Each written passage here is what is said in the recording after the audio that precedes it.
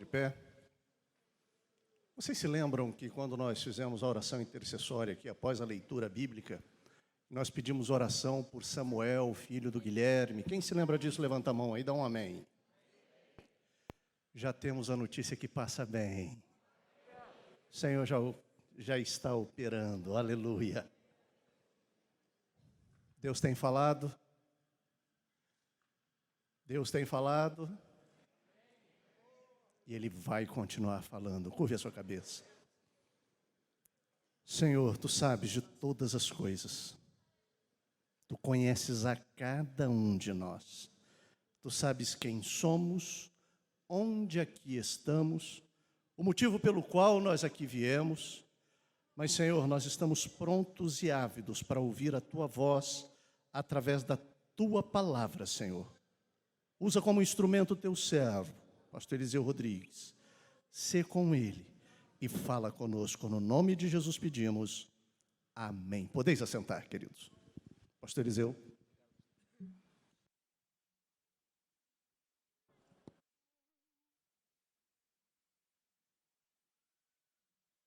Povo de Deus, paz do Senhor Jesus. Abra a sua Bíblia comigo. Carta de Paulo aos Efésios, capítulo de número 2.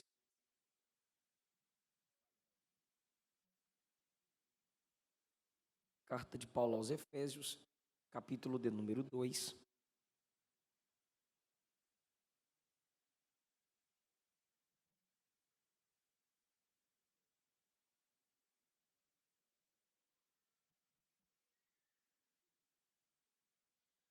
A partir do versículo de número 11. Vamos, por favor, até a conclusão deste capítulo, que é no versículo 22. Versículo 11 diz assim: Portanto, lembrai-vos de que outrora vós, gentios na carne, chamados incircuncisão, por aqueles que se intitulam circuncisos na carne por mãos humanas, naquele tempo estáveis sem Cristo, separados da comunidade de Israel e estranhos às alianças da promessa, não tendo esperança e sem Deus no mundo. Mas agora em Cristo Jesus, vós, que antes estáveis longe, fostes aproximados pelo sangue de Cristo, porque Ele é a nossa paz, o qual de ambos fez um, e tendo derribado a parede da separação que estava no meio, a inimizade, aboliu na sua carne a lei dos mandamentos na forma de ordenanças, para que dos dois povos em si mesmo criasse um novo homem, fazendo a paz, reconcilie e assim reconciliasse ambos em um só corpo com Deus, por intermédio da cruz, destruindo pela cruz a inimizade. E vindo, evangelizou paz a vós outros que estáveis longe, e paz também aos que estavam perto. Porque por ele, ambos temos acesso ao Pai em um Espírito. Assim, já não sois estrangeiros e peregrinos, mas concidadãos dos santos e sois da família de Deus, edificados sobre o fundamento dos apóstolos e profetas, sendo ele mesmo Cristo Jesus a pedra angular, no qual todo o edifício bem ajustado cresce para santuário dedicado ao Senhor, no qual também vós juntamente estáis sendo edificados para a habitação de Deus no Espírito. Essa é a linguagem paulina para ensinar algumas verdades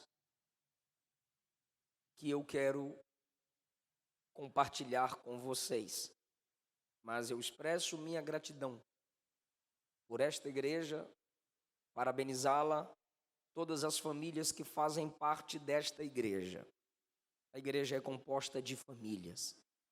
Que o Senhor Jesus guarde a vossa casa, guarde o vosso lar. e guarde a vossa história. Pastor Esdras, mais uma vez, meu muito obrigado a toda a sua família e a todo o corpo de obreiros. Muito obrigado pelo carinho, pela recepção e pelo cuidado com a minha pessoa e ministério. Os meus dois temas de livros estarão disponíveis lá na saída. Temos o tema Solteirismo e Namoro Cristão e o tema Segredos da Liderança de Paulo. Cada livro custa R$30. Se você levar 2 livros, custam R$50. Irmãos, antes da vinda de Cristo, todo aquele que não era judeu era objeto de desprezo aos olhos dos judeus. Nós sabemos historicamente que até hoje o antissemitismo existe, que é a oposição que se faz ao povo judeu. Mas a Bíblia, como eu disse ontem, é um livro justo e não moralizado. Ela mostra que por muito tempo os judeus também desprezaram muitas e muitas pessoas. E todos sabem que o mundo, a noção que o mundo tem de Deus, eles devem isso, o mundo deve a noção que tem de Deus aos judeus. Os judeus apresentaram Deus ao mundo. Deus vem escolhendo homens a partir de Adão. Veio Sete, veio Enos, veio Noé, veio Sem, Abraão, Isaac, Jacó, 12 filhos, 12 tribos, Israel. Esse povo da aliança com Deus, o povo que tem as promessas de Deus, o povo de onde veio o Salvador, o povo de onde veio o Messias, olhando apenas para seus privilégios e não para a sua missão de representar Deus na terra, desprezaram os outros que não tinham os mesmos privilégios que eles. Você lê Levítico, Êxodo, Levítico, Deuteronômio, você percebe Deus dando diretrizes para que eles soubessem tratar os estrangeiros, soubessem tratar as pessoas de outras nações. Paulo está tratando isso no coração de quem não é judeu. Paulo agora não está exortando os judeus a receberem os gentios. A expressão que Paulo usa para aquele que não é judeu é essa, gentil, porque o mundo era dividido assim, os judeus, na expressão bíblica, o judeu, o gentil ou o bárbaro. Socialmente falando, o judeu, o grego, o romano. E quem não tinha identidade entre essas potências, judaica, entre os gregos e entre os romanos, eram considerados bárbaros. Quando você lê Atos 28, você percebe que numa ilha, Paulo é recebido por bárbaros. Seriam para nós hoje os índios de muitos lugares. Então os judeus olhavam para aqueles que não eram judeus e diziam que eles eram incircuncisos. Você vai lembrar dessa expressão, 1 Samuel capítulo 16 e 17, quando Davi vai enfrentar Golias. Ele olha para a nação de Israel, para o exército e pergunta: por que vocês estão assustados e estão com medo de encarar este incircunciso? Porque era a marca da aliança entre o povo de Deus. Uma marca feita pelo homem, um corte no prepúcio. Deus havia estabelecido uma marca externa para identificar Israel desde o tempo de Abraão, lá em Gênesis, capítulo de número 17. Então, quem era circuncidado era respeitado como alguém que fazia parte da nação de Israel. Quem não tinha a marca da circuncisão, então era desprezado. Paulo está tratando que aqueles que não são circuncidados são chamados de incircuncisos, que para os judeus são malditos. Era simplesmente uma marca externa que gerava orgulho no coração dos judeus e gerava no coração deles desprezo por aqueles que não tinham essa marca. Paulo vai tratar dessa divisão, pois os judeus guardavam em seu coração esse tal desprezo. Eles diziam que os gentios tinham sido criados por Deus para serem combustível para o fogo do inferno. Ou seja, o judeu olhava para quem não era judeu e dizia: todo aquele que não é judeu, que não nasceu de uma das tribos de Israel, nasceu para ser o combustível do fogo do inferno. Para eles, Deus só amava Israel dentre todas as nações que tinha feito. Eles diziam: esmague a serpente, e assim você estará esmagando o melhor de quem não é judeu. Não se era permitido ajudar uma mulher gentia a dar à luz. Ou seja, não ajude uma mulher que não seja judia a dar à luz. Porque se você que é judeu ajuda uma mulher que não é judia a dar à luz, você está simplesmente ajudando um gentio a mais vir ao mundo. Se um judeu ou uma judia se casasse com quem não era judeu ou não era judia, eles realizavam, diz William Barclay, eles realizavam o funeral do judeu que casou com a gentia, ou da judia que se casou com quem não era judeu. Eles realizavam uma cerimônia fúnebre, indicando que pelo fato da judia ter se casado com quem não era judeu, ou o judeu ter se casado com quem não era judia, para eles, tal pessoa estava morta. Tal contato com o gentio equivalia à morte. Eles consideravam que o ato de entrar na casa de quem não era judeu era algo impuro. Leia Atos 10, em casa, quando Deus ordena que Pedro pregue para quem não é judeu. E Pedro resiste à visão.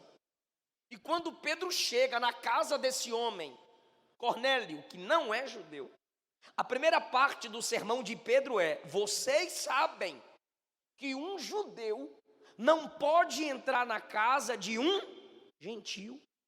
E se você ler os primeiros versículos do capítulo 11 de Atos dos Apóstolos, a Bíblia diz que a igreja fez uma reunião para perguntar para Pedro por que ele foi pregar para quem não era judeu. E quando Pedro havia acabado de contar a história, a Bíblia diz: só assim tiveram paz. Estavam atribulados porque Pedro pregou para quem não era judeu. Paulo agora, no capítulo 2, está escrevendo a crentes gentios que estão se convertendo ao evangelho do Cristo que veio dos judeus. Deus escolheu os judeus para, no meio deles, encarnar, para primeiro trazer de volta o povo da aliança. João capítulo 1, ele veio para os seus, mas os seus não o receberam. E assim, ele dá a todo aquele que recebe Jesus o poder de ser chamado filho de Deus. Isso quer dizer que na vinda de Cristo essa barreira muda. É isso que Paulo trata, versículo 12. Naquele tempo antes de Cristo, vocês estavam separados de Cristo, eram estrangeiros, não pertenciam ao povo escolhido de Deus, não tinham parte nas suas alianças que eram baseadas nas promessas de Deus para Israel. E neste mundo vocês viviam sem esperança e sem Deus, tudo isso sem Cristo.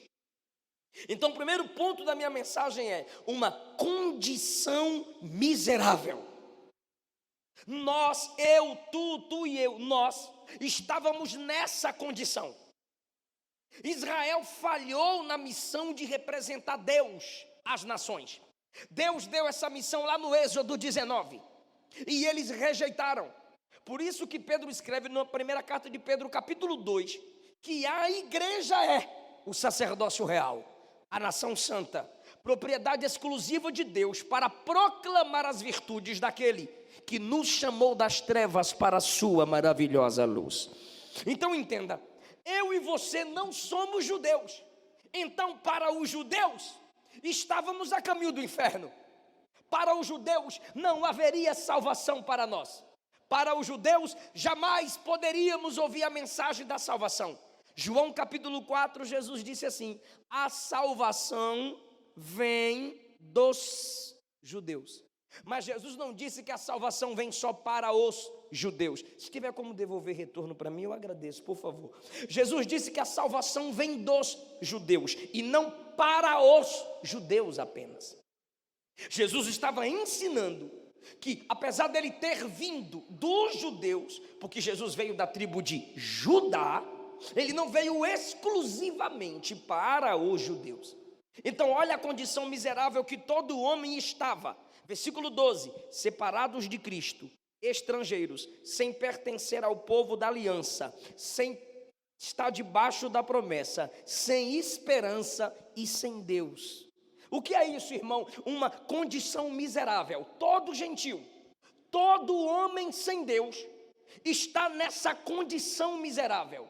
E hoje, depois de Cristo, todo judeu que não se submete a Cristo como único Senhor e Salvador, também está numa condição miserável. Porque Atos capítulo 4, Pedro disse: não há outro nome dado entre os homens pelo qual devamos ser salvos, só pelo nome de Jesus. Só em Cristo há salvação. Todo homem sem Jesus está nessa condição miserável. E eu vou resumir toda essa miserabilidade em duas ausências. Diz o texto: sem Cristo e sem Deus no mundo. Paulo começa o versículo 12 dizendo que sem Cristo os homens estão nesse mundo, e ele termina o versículo 12 dizendo que estão sem Deus. Ou seja, Deus Pai sem Cristo era inalcançável. Só em Cristo Deus é alcançável. Eu sou o caminho, a verdade e a vida, disse Jesus, João 14. Ninguém vem, não é vai, ninguém vem ao Pai, senão por mim. Sem Deus e sem Cristo, o homem estava sem a morte de Cristo. Então, sem Deus e sem Cristo, como é Deus Pai? Inalcançável. Sem Cristo, inalcançável. Sem Cristo, Deus Pai é inapelável. Ou seja, não adianta apelar, não há intercessor, não há advogado entre o homem e Deus. Sem Deus, Pai, e sem Cristo, não havia esperança para a humanidade. Terceiro lugar, sem Cristo, Deus Pai é inacessível.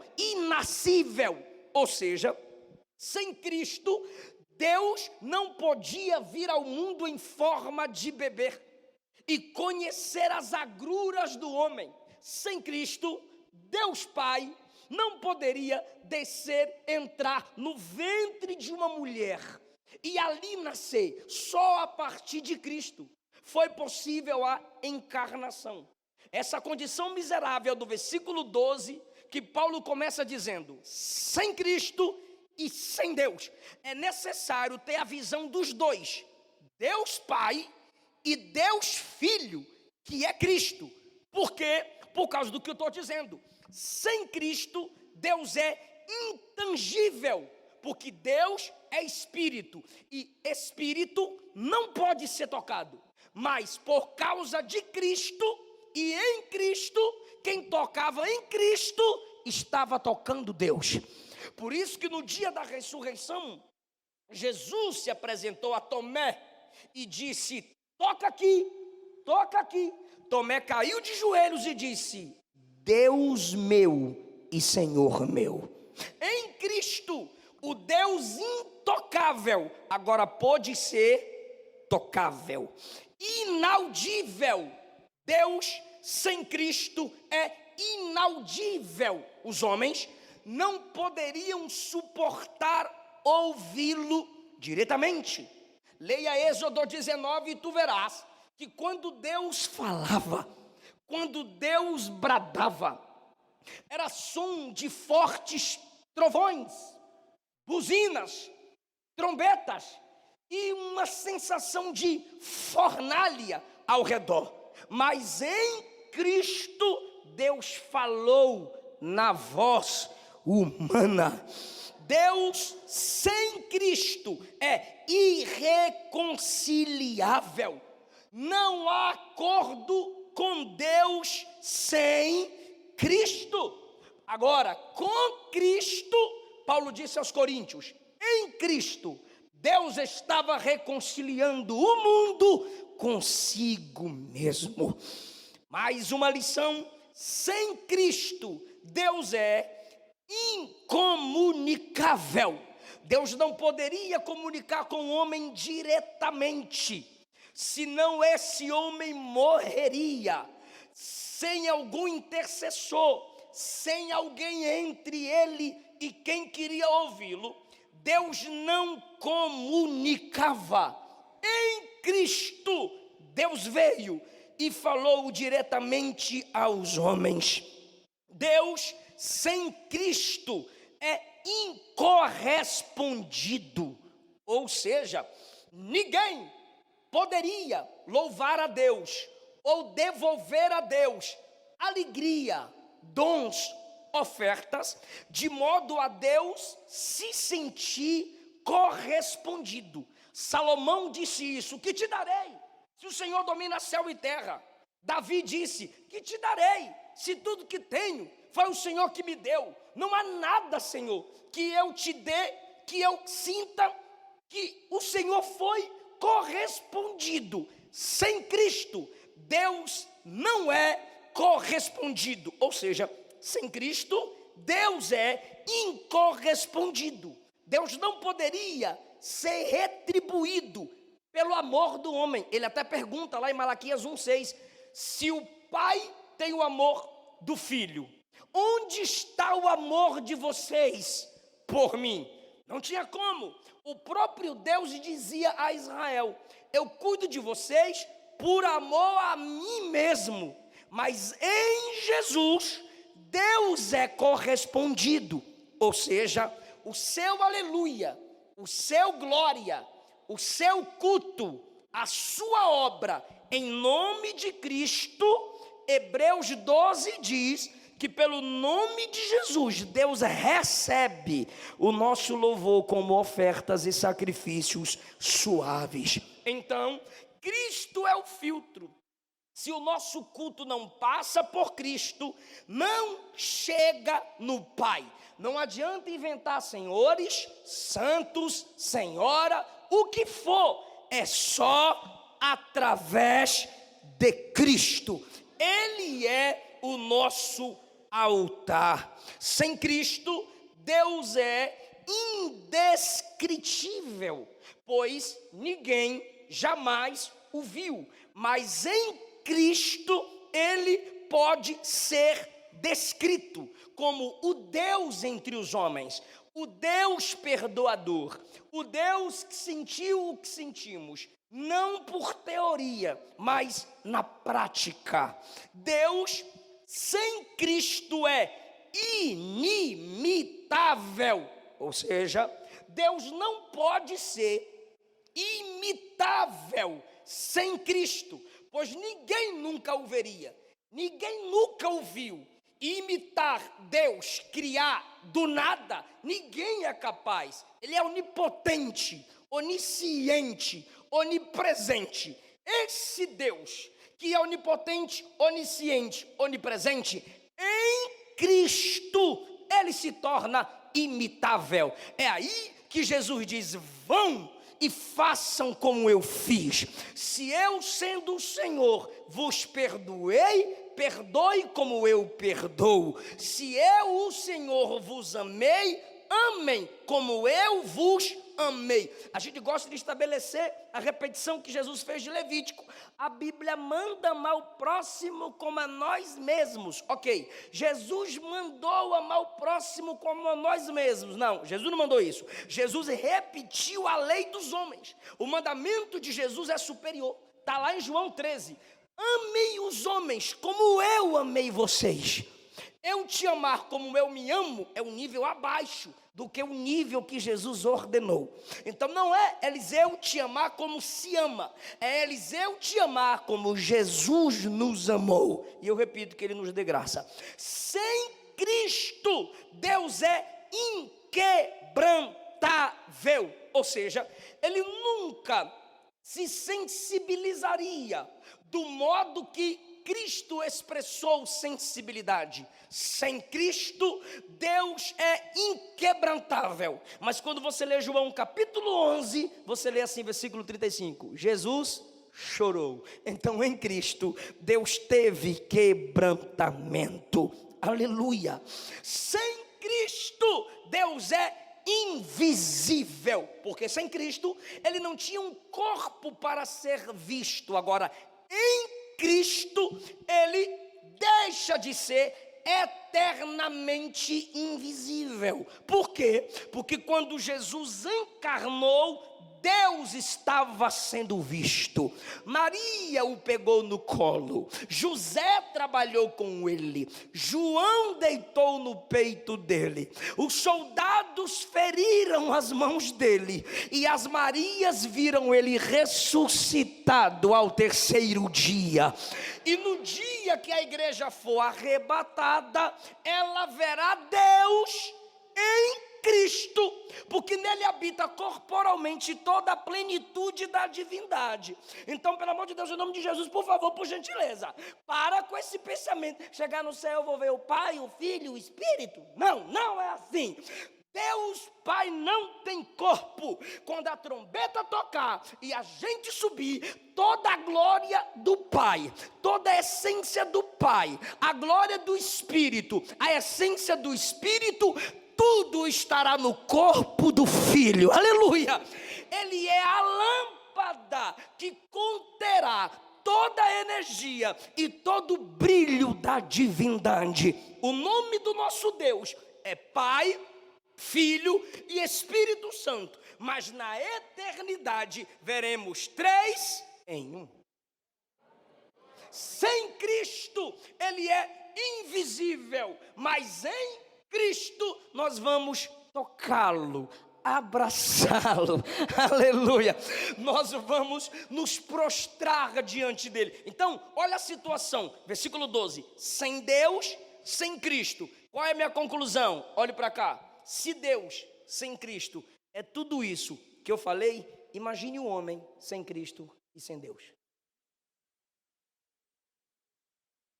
Se Deus em Cristo é capaz de fazer tudo o que faz pela igreja, imagine você também, com Deus Pai e Deus Filho na sua vida. Então a igreja decidiu viver em Cristo, porque quem vive em Cristo está em comunhão com Deus Pai. Aleluia. Por causa de Cristo, a condição miserável de sem Deus e sem Cristo foi anulada. Alguém entende isso? 3 pessoas. Segundo lugar, uma aproximação irrevogável. Olha o que Paulo diz no versículo 13. No 12 ele diz: vocês estavam sem esperança, sem promessa, sem fazer parte do povo de Deus, sem Cristo, sem Deus, condição miserável. Segundo lugar, uma aproximação irrevogável. Versículo 13: mas agora, em Cristo Jesus, vós que estáveis longe, pelo sangue de Jesus chegastes perto. Porque Ele é a nossa paz, o qual de ambos os povos, olha só, judeus desprezadores e gentios desprezados, de ambos os povos fez um só, e derrubou a parede da separação que estava no meio dos dois, e pela cruz reconciliou esses 2 povos em um corpo, que é a igreja. Aleluia. Paulo não está dizendo que por causa da cruz de Cristo, quem não é judeu e é judeu já está unido em comunhão com Deus. Não. Paulo está dizendo que por causa da cruz, o grupo de judeus que crê em Jesus e o grupo que não é judeu, que crê em Jesus, se torna um povo só. Independente se você é judeu ou não, independente se você é gentil ou judeu, não importa. Em qualquer nação do mundo, aceitou Jesus, se torna membro desse corpo aqui. Deus fez um povo só. Não há mais para Deus diferenciação. Creu em Cristo lá, é nosso irmão em Cristo Jesus. Olha como a versão A Mensagem interpreta esse texto. Efésios 2, a partir do 15, a partir do 13, na versão A Mensagem de Eugene Peterson, diz assim: Cristo nos uniu por meio da sua morte na cruz. A cruz nos leva a abraçar uns aos outros e fazer cessar a hostilidade. Cristo veio e pregou a paz a estrangeiros como vocês. É Paulo dizendo aos estrangeiros que na igreja em Éfeso estava se convertendo e tendo comunhão com os irmãos judeus. Porque durante muito tempo os judeus desprezavam, mas agora na igreja os gentios estão temendo fazer parte da comunhão, porque eles sabem dos pensamentos que os judeus tinham sobre eles. Então Paulo diz: pela cruz Cristo cessou a hostilidade. Creu na obra de Cristo na cruz, você se torna igual. Cristo veio, pregou a paz a estrangeiros como vocês que não são judeus, e também aos judeus que já conheciam a Deus. Então não é salvo porque é judeu e não é desprezado porque não é judeu. Jesus pregou para todos. Ele nos tratou como iguais e nos fez iguais. Por meio dele, compartilhamos do mesmo Espírito e temos o igual acesso a Deus. Sim, está mais claro para a nossa compreensão. Barclay, pesquisador teólogo, disse, olha do que Paulo está falando. Paulo disse que na cruz, Jesus derrubou a parede. Jesus derrubou a separação. A gente pensa logo no véu lá do templo. Preste atenção na profundidade que Paulo está tratando. William Barclay disse assim: o templo dos judeus constava de uma série de átrios, como se fossem salas, antessalas, espaços antes do acesso principal. Cada um desses átrios era mais alto que o anterior, então era de baixo para cima. No primeiro termo estava o átrio dos gentios, lá do lado de fora. Depois do átrio dos gentios vinha o átrio das mulheres, depois vinha o átrio dos israelitas, depois vinha o átrio do sacerdócio, para depois chegar no santuário.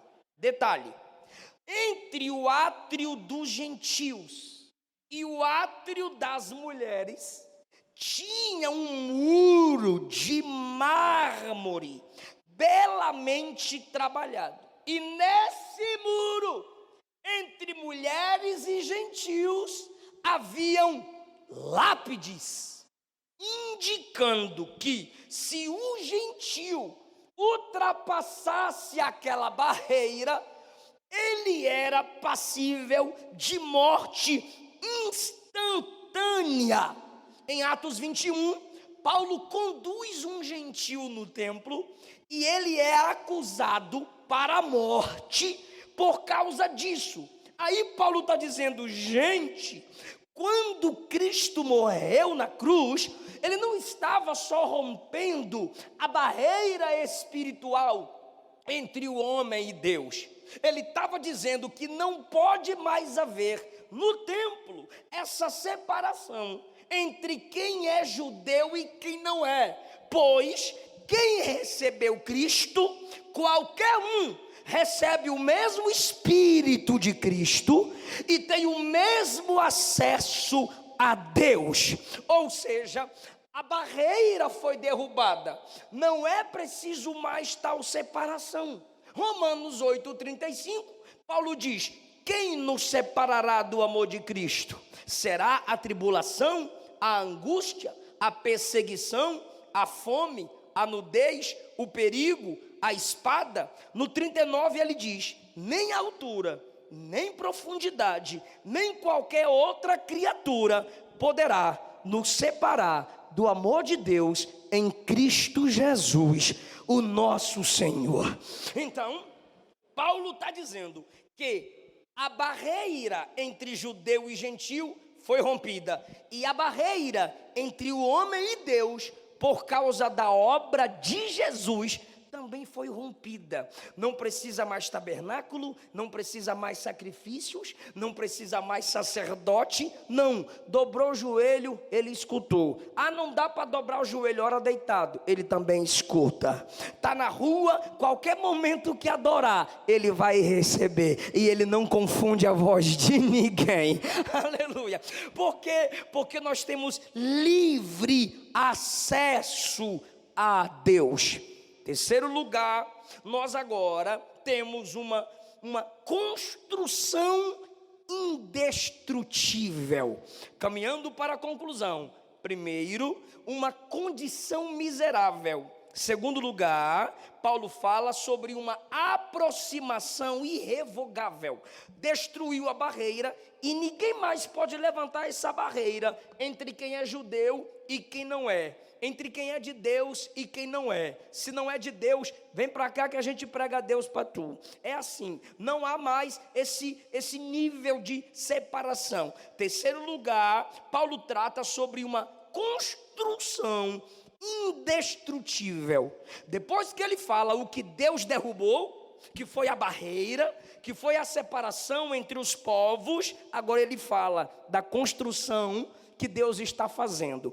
Derrubou a barreira, derrubou a separação. Versículo 15, derrubou as regras dos mandamentos para a salvação, nos reconciliou no versículo 16, nos evangelizou no versículo 17. Olha agora o que ele diz no versículo 20: edificados sobre o fundamento dos apóstolos e profetas. O fundamento aqui é a doutrina. O que os profetas pregaram e o que os apóstolos pregaram, é nisso que a igreja crê. É nisso que a igreja se fundamenta, porque crer na Bíblia é ser inabalável doutrinariamente. Então a igreja começou crendo na doutrina dos apóstolos e na doutrina dos profetas, edificados sobre o fundamento dos apóstolos e profetas, que colocaram Jesus como pedra angular, ou principal, ou fundamental, no qual todo edifício, Paulo está chamando a igreja de construção agora, no qual todo edifício bem ajustado cresce. Me ajuda por favor e diga cresce. Guarde bem isso. Cresce para santuário dedicado ao Senhor, no qual, ou seja, nesse santuário que está crescendo, no qual vocês juntamente, ou seja, judeus e gentios, qualquer homem que se junta na mensagem do evangelho, que se junta na adoração, Paulo está dizendo, vocês juntamente estão sendo edificados, construídos para a habitação de Deus no Espírito. Eu tentei facilitar a linguagem de Paulo, mas, mais uma vez, vou me valer da versão A Mensagem. Eugene Peterson traduz assim na Bíblia a mensagem. Efésios 2, a partir do 19. Não é maravilhoso? Vocês já não vivem andando sem destino como estrangeiros. Este reino de fé agora é a casa de vocês, a sua própria terra. Não são mais estrangeiros, nem gente de fora. Vocês pertencem ao reino, com todos os direitos que o nome cristão lhe permite ter. Deus está construindo uma casa, e nessa casa Ele usa todos, independentemente de como chegamos aqui. Ele usou os apóstolos, Ele usou os profetas como fundação. Agora usa vocês, colocando vocês como que pedra por pedra, um santo templo construído por Deus. Todos nós, nele incluídos, formamos um templo onde Deus, de fato, se sente em casa. Aleluia! Isso é maravilhoso. O que está sendo dito aqui é: antes vocês eram estrangeiros sem casa, agora vocês unidos são a casa onde Deus habita. Mas como que começa essa casa? Uma construção, santuário, para se tornar habitação. O que é uma construção? Local de trabalho. O que é um santuário? Templo de visitação. E o que é uma casa? Lugar de habitação. Por isso Paulo diz: vós juntos crescem. Isso é maravilhoso. Uma construção indestrutível. Por quê? Porque as primeiras pedras foram os profetas, Antigo Testamento, e os apóstolos, Novo Testamento. E onde a mensagem foi pregada, cada crente que foi se convertendo, é Jesus colocando uma pedrinha no templo chamado igreja. Jesus vai colocando uma pedrinha. Cada crente que é salvo é pedra ao lado de pedra. E como Pedro diz, somos pedras vivas. A construção, a casa onde Deus habita. Mas olha o processo: construção para trabalho, templo para visitação e casa para habitação. Tem gente que está numa construção ainda, Deus está trabalhando nele, está falando com ele, e gosta de uma música, e gosta de uma profecia, e gosta de uma pregação, gosta de um cantor, gosta de um evangelismo. Ele é um edifício, uma pedrinha que está se achegando. Deus ainda está trabalhando. Aí depois a igreja torna-se um templo, ou seja, lugar que Deus visita. Já viu que tem igreja que Deus às vezes se manifesta no culto, às vezes Deus é glorificado no culto, e Deus não vai visitar onde Ele não é honrado. Quando a igreja se volta para Deus, aí Deus visita. O que é essa igreja? Ela já deixou de ser um edifício onde Ele está só trabalhando. Ela passou a ser um lugar que convida Deus. Vem Jesus, fala aqui conosco. Vem Jesus, deixa a gente se arrepiar com sua presença aqui. Mas essa igreja ainda está em processo de amadurecimento. Existe um outro tipo de igreja que já tornou casa de Deus. Em todo culto Deus fica à vontade para falar. Em todo culto Deus fica à vontade para agir. Vou perguntar de novo, alguém está entendendo isso? Olha o que ele diz, gente, está aqui, ó, versículo 21, o edifício bem ajustado cresce para santuário, 22, e se torna habitação de Deus. Então tem lugar que Deus só trabalha. Hoje vai ter milagre. Quem quer a benção? Eu quero a benção. Quem quer a cura? Eu quero cura. Me dá minha vitória para depois subir. Me dá minha vitória para depois subir. Ou seja, Deus só está ali para trabalhar, porque aquela igreja é uma construção onde Deus é um operário. Mas Deus não desiste dela, Deus vai trabalhando. Aí de repente ela se torna um templo para Deus visitar. Vem Jesus, toca-me de novo. Acaba o culto por desvia. Ou seja, é um santuário que Deus visita. Mas a gente está chegando no nível que a gente é casa que Ele vai falar todo dia, vai trabalhar todo dia e vai habitar em nós. Quando eu nunca mudo o meu caráter, mas só digo: Deus, continue trabalhando na minha vida, eu ainda estou em construção.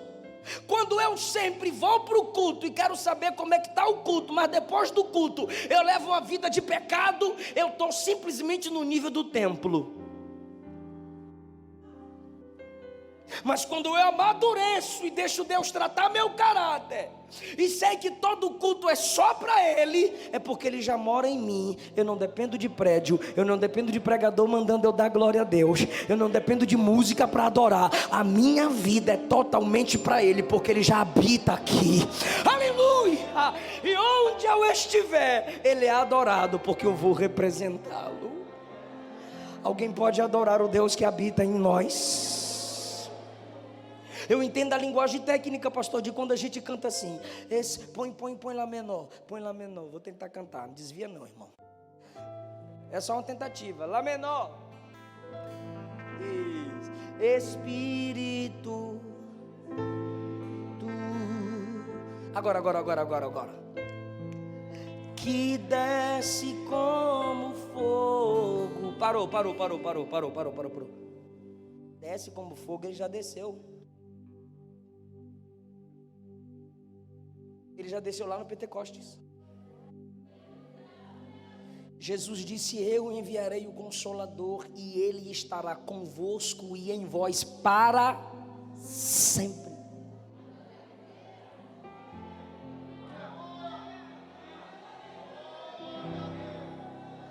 Aleluia! A gente não tem que olhar para cima e dizer: vem Espírito. O Espírito vai dizer: não, é só vocês se reunirem, porque eu já estou em vocês, eu já habito em vós. A igreja amadurecida, ela diz: Espírito, se manifesta em mim.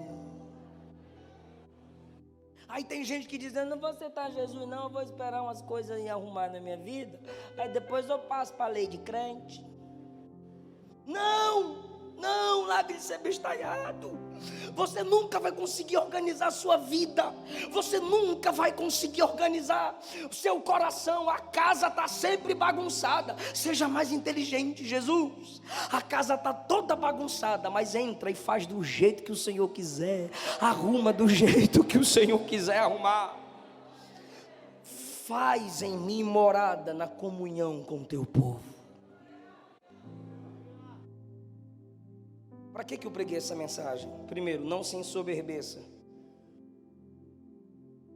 A salvação foi ideia dele. A resposta é ele. Vou começar a perguntar: quem veio nos salvar? A resposta é ele. Vou perguntar: quem veio nos salvar? Quem derrubou a barreira? Quem fez de todos os povos um só? Então nada é por você. O pastor falou aqui, ó: aqui eu levantei a mão e Jesus me aceitou. Isso não vem de vós, versículo 7. É dom de Deus. Pela graça sois salvos. Não se ensoberbeça, você é só uma pedrinha no santuário inteiro. Não, se eu desviar aqui, vocês vão ver o que é que vai acontecer com essa igreja. Não, se eu sair aqui. Não, se sair uma pedra, a igreja vai continuar, porque o fundamento não é você. O fundamento é Jesus, é a doutrina dos apóstolos e dos profetas. Não se ensoberbeça, não é pela sua força, não é pela sua capacidade. Segundo lugar, separação de Cristo separa o homem do povo de Deus.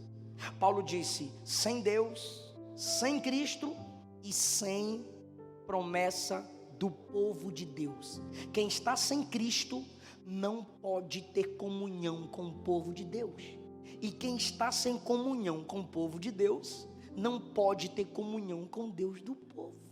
Não adianta romantizar o evangelho. Pode visitar o culto no dia de domingo, pode gostar do louvor, pode gostar do climatizador, pode gostar da pregação legalzinha, ok. Mas sem Cristo você não faz parte do corpo, você não está debaixo da promessa. E sem o corpo, sem congregar, sem honrar a comunhão com o povo de Deus, você também não tem Jesus. Jesus é o cabeça, a igreja é o corpo. Quem tem comunhão com o corpo está ligado ao cabeça. E quem ama o cabeça não vai desprezar o corpo. Tem que amar a casa de Deus e tem que amar o Deus da casa. Paulo disse isso: vocês eram estrangeiros ao povo de Deus, eram sem Cristo e sem Deus, mas agora em Cristo, judeus, ou seja, povo de Deus, e gentio, que era sem Deus, se tornou um povo só de Deus, família de Deus. Separação de Cristo separa o homem do povo de Deus. Se você está longe da igreja, você vai se distanciar de Cristo. E se você está longe de Cristo, você nunca vai querer comunhão com a igreja. Terceiro lugar, mostremos aos homens a salvação mostrada a nós. Paulo diz assim, ó: Deus, quem me ouve diz amém? Escuta aqui, Deus colocou todos os homens no mesmo nível. Que nível? Está aqui no capítulo 2, dependência de Deus. Em Cristo, todos os povos são um só. Um só em quê? Se tiver Cristo, um só em comunhão. E se tiver sem Cristo, um só povo, dependentes da mesma graça, dependentes da mesma cruz. E o que a igreja tem que fazer para quebrar a barreira entre os povos? Evangelizar. Quando você evangeliza, quando você fala de Jesus, você está dizendo: Jesus também é para você e não só para mim, porque para Deus não há acepção de pessoas, não há exclusivismo para a salvação. Nós não somos donos da salvação. Atos 10, 34, o que Pedro disse? Agora reconheço que por verdade Deus não faz acepção de pessoas. Deus não predestinou ninguém para o inferno, mas Deus enviou a igreja para livrar os homens do caminho do inferno. Mateus 25, 41, Jesus disse que o fogo eterno foi preparado para o diabo e seus anjos, e não para o homem. Então, irmão, antecipadamente, Deus preparou o inferno para o diabo e não para o ser humano. E a missão da igreja é pregar para todos os povos. Os judeus só pregavam entre eles, mas quem é cristão, quem é de Cristo, precisa comunicar a salvação aos outros homens. Fale de Jesus. Fale de Jesus. Pastor, eu não consigo ganhar almas. Evangelizar não é ganhar alma. Fale de Jesus. Tem gente que pensa que evangelizar é ganhar alma. Aí começou a evangelizar, ninguém se converteu, parou de evangelizar, pensou que a obra era tu. Não, irmão, só planta a semente. Paulo planta, Apolo rega, Deus dá o crescimento. Você prega aqui, outro ora ali, outro canta ali. Amanhã, mesmo que seja na hora da morte, vai ter fruto para a glória de Deus. Alguém vai dizer: bem que minha mãe falou, bem que meu pai falou, bem que minha avó evangelizou, bem que aquele pastor me falou, aquele colega na faculdade. A pastora contou um testemunho para mim hoje. Houve um suicídio numa sala de aula. Uma menina se incomodou pelo suicídio. Nasceu no coração dela o projeto de distribuir Bíblias. A diretoria não permitiu. Ela disse: tá bom, se aqui dentro vocês não deixam. Ela adquiriu Bíblias, foi para a porta da escola e começou a dar Bíblia para as pessoas na praça em frente ao colégio. E aí uma delas pegava a Bíblia e 3, 4 vezes apertava no coração, apertava no peito. Ai, irmãos, estamos no mesmo nível. É todo mundo dependente do sangue de Jesus. Deus não te deu o Espírito Santo para você ficar sentado na igreja falando labalaias. Quem recebeu o dom de línguas não é para ficar mostrando-se superior espiritualmente falando. Não, irmão, o dom de línguas é um sinal. Que sinal, pastor? Que o evangelho deve ser pregado em outras línguas, que a mensagem da salvação é para ser apresentada ao mundo inteiro. Paulo só pôde dizer aos gentios: vocês que estavam longe, agora estão perto, porque Paulo evangelizou eles. E um dia você também poderá dizer a alguém que você já intercedeu, que você já pregou, que você já evangelizou, ou mesmo que você tenha ganhado. Você vai dizer: você estava longe, mas agora está perto e sente o que eu sinto, porque o que Deus fez na minha vida, fez na sua vida também. Você acredita que Deus quer te usar? Fica em pé comigo para dar glória a Deus. Porque o edifício, a construção, a casa não está pronta. Ela ainda está crescendo. Ela está crescendo. E cada pessoa que a gente ganha, que a gente evangeliza, que a gente aconselha, que a gente ora, são pedras que estão sendo usadas nesse grande edifício, que se torna um santuário para crescer e se tornar morada de Deus. Jesus, eu preguei sua palavra. Aqui está um povo que te ama. Aqui está um povo que entendeu a mensagem do evangelho. Os homens estavam sem Deus e sem Cristo. Sem Deus e sem Cristo não há reconciliação. Não há paz entre o homem e Deus.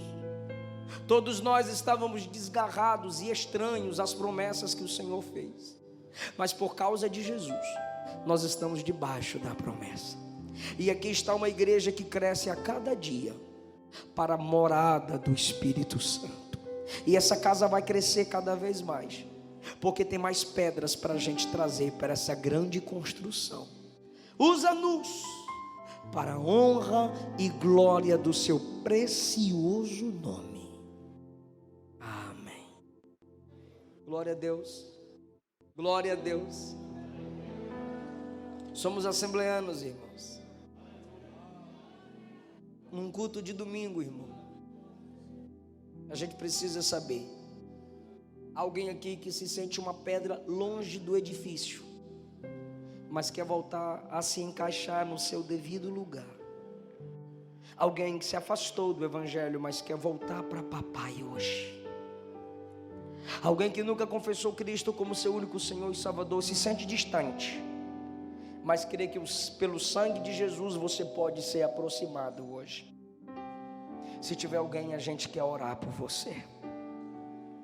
Não importa a sua idade, não importa as suas experiências, Jesus te ama, Jesus te chama.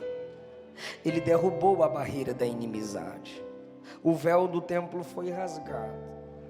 Não há mais para Deus diferenciação. Não importa o seu pecado, é todo mundo igual, é todo mundo dependente do sangue do Cordeiro. O mesmo preço pago por esses obreiros foi pago para o mais vil pecador. O mesmo preço pago por essa igreja que sente Deus foi pago por você que está longe de Deus. Eu não posso alongar-me, mas eu quero mais uma vez perguntar: onde está a primeira pessoa que vai entregar a sua vida para Jesus hoje? Ele está te chamando porque Ele te ama muito. E Ele te chama através da igreja. Ele te chama através da pregação. Está vindo aqui uma vida para Jesus. Alguma irmã acompanha essa moça. Aleluia, aleluia. Está vindo vidas para Jesus. Jesus te liberta. Jesus te perdoa. E conhecereis a verdade, e a verdade vos libertará. Venha se tornar uma pedra que faz parte do edifício de Deus, do santuário de Deus e da morada de Deus. Glória a Deus, glória a Deus. Temos mais alguém que quer entregar a sua vida para Jesus? Perdão, vida eterna, só em Cristo Jesus. Jesus está te chamando. A igreja existe para isso, para você saber que Jesus te chama, que Jesus te ama, quer te salvar e quer mudar a sua vida. Filho meu, me dá o seu coração. Filho meu, eu quero guardar o seu coração. Vem para Jesus. Estenda as mãos, queridos, para essa moça. Vamos orar por ela. Senhor Jesus, obrigado por essa moça que reconhece que Tu és o único Senhor e Salvador. Só o Senhor toca onde não tocamos. Só o Senhor entra onde não entramos.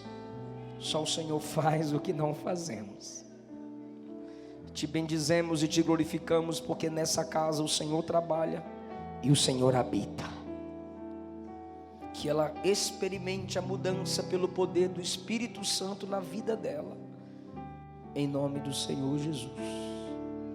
Amém. Qual é o seu nome, moça? O nome dela? Nicole. Nicole, eu vou fazer uma oração e você repete comigo.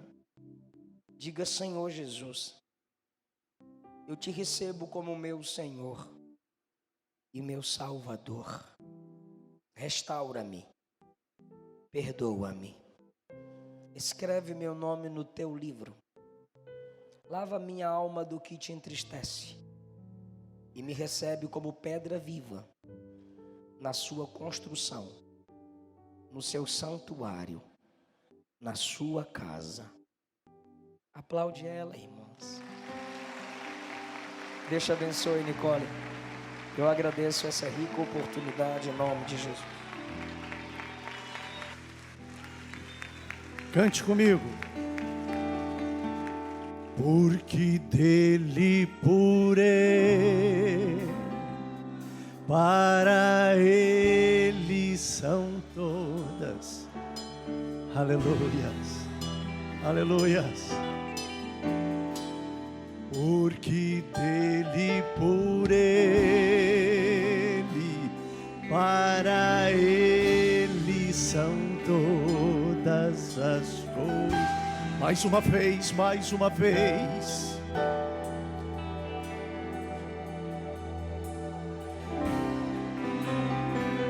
Para Ele são todas as coisas. Aleluias. Porque dele, por Ele, para Ele são todas as coisas. A Ele a glória, a Ele a glória,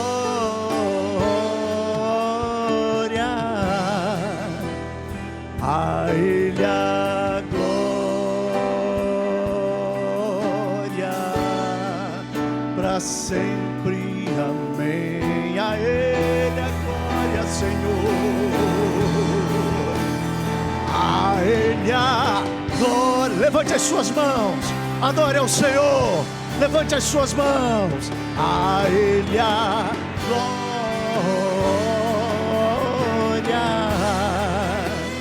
a Ele a glória, para sempre, amém.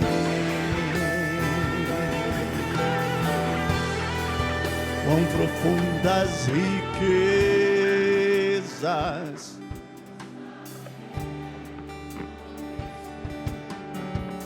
nós ficamos conhecendo um pouco mais do Senhor hoje.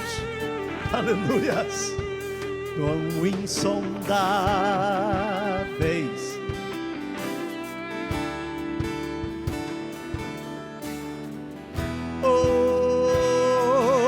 quão profundas,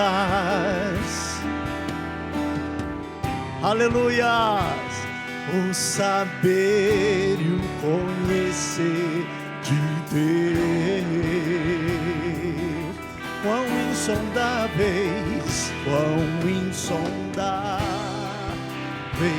seus juízos e seus. Adore ao Senhor, a igreja toda, cante com alegria. A Ele, a Ele, a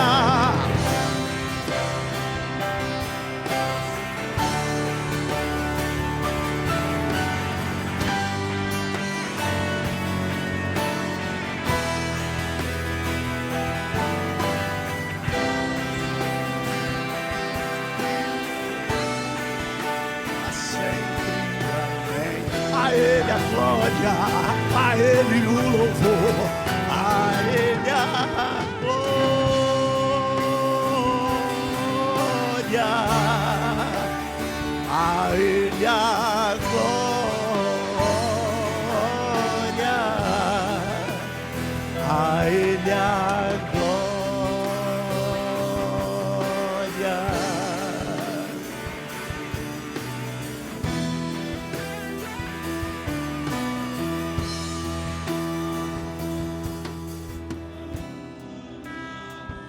É por isso que a igreja vai permanecer em Cristo, porque é para Ele, é por Ele, a igreja é dele, eu e você somos dele. Você pode aplaudir ao Senhor e louvar e agradecer o seu nome. Aleluia! Ele é Senhor da igreja, o Senhor da igreja. Glória a Deus. Podeis assentar.